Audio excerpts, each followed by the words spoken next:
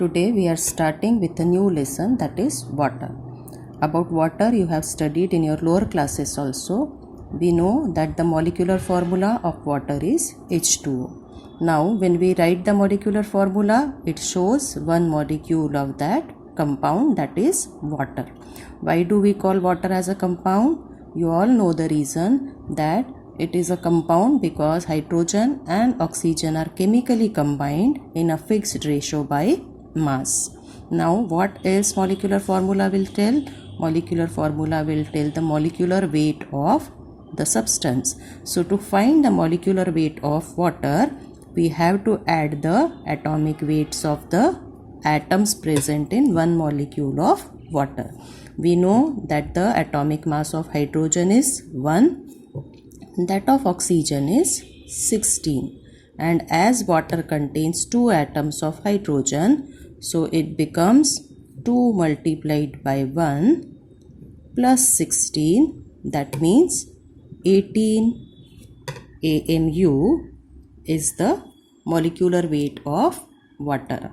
Now if we see what can be chemical name of water, then water is oxide of hydrogen, and hydrogen and oxygen both are non-metals. Because they are non-metals, so they will be named according to the number of atoms which are combining.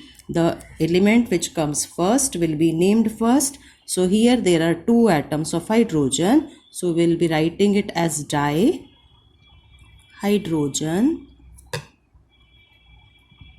oxide. The second element will be added with suffix IDE, so the name becomes dihydrogen oxide.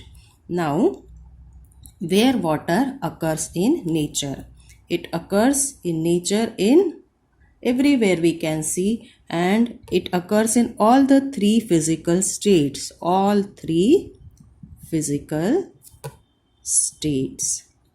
All 3 physical states means as solid, as liquid, as well as gaseous form of water is available in nature. Solid we know as polar ice caps and glaciers. Polar ice caps and the glaciers are the solid state of natural water. Liquid we know everywhere in the oceans, sea, rivers, all surface water, as well as the water which is present inside the surface of the earth as groundwater also.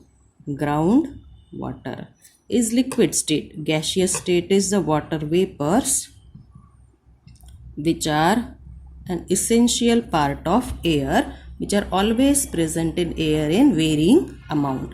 So all these forms of water are present in nature. Now water is the only substance which occurs in all the 3 states of matter under normal conditions of temperature and pressure. Next thing is water occurs in free state as well as in combined state. Free state as well as free state and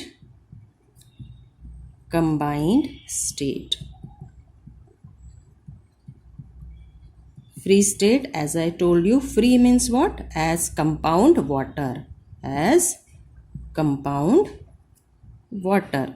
Now this compound water can be present in all the 3 physical states, that is as solid, liquid or gaseous state. So free state means what? Compound water, and combined state means when it is present in molecules of other substances. Molecules of say carbohydrates will contain water in the form of molecules they are present. Proteins can contain water, and some salts which have water of crystallization, and the salts which are having water of crystallization. What is the water of crystallization? Example is say copper sulfate 0.5 H2O. These water molecules, because they are present combined with one molecule of copper sulfate, so this is known as combined state of water. I hope it is clear. Free state means when it is present as H2O, and when it is combined state, then it is present, say, in the molecules of some other substances, say carbohydrates, proteins, and in some salts as water of crystallization.